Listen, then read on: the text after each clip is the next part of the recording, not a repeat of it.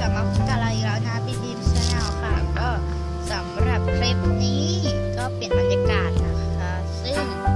สำหรับคลิปนี้จะมารีวิวนิวสกุชี่กันจะเป็นปังปอนคาบิบาราซานะคะซื้อมาพร้อมกับปังปอนคิตตี้ใช่ไหมแต่ว่าทีนี้เราอยากได้ตั้งนานแล้วเราก็เลยเก็บไว้นะปังปอนคาบิบาราซา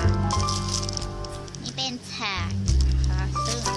วันนี้จะอีก3 คลิปด้วยกันซึ่งลงไปแล้ว1 คลิปจะเป็นอะไรนะสกุชี่รสแรกนะคะชิ้นเดียวด้วย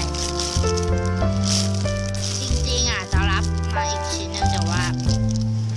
พอดีเงินไม่พอนะคะไม่ทันนะคือแพ็กเกจมันแบบอลังการมากเลยที่ไหนรับแพ็กเกจไม่อลังการเลยซึ่งกลิ่นมันก็ไม่โอเคถ้ามีเสียงรบกวนก็ต้องขออภัยเนาะเดี๋ยวบีบกล้องหน้าให้ดูดีกว่า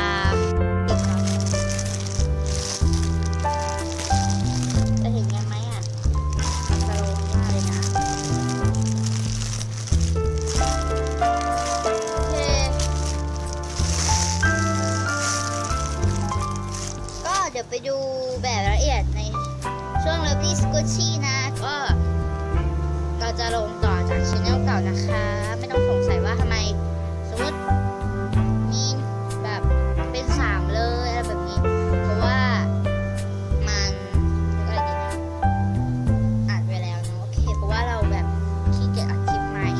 มันเยอะมากๆโอเคสำหรับวันนี้บ๊ายบายสวัสดีค่ะอย่าลืมรอติดตามชมกันนะคลิปนี้จะไม่ตัดต่อเยอะนะคะ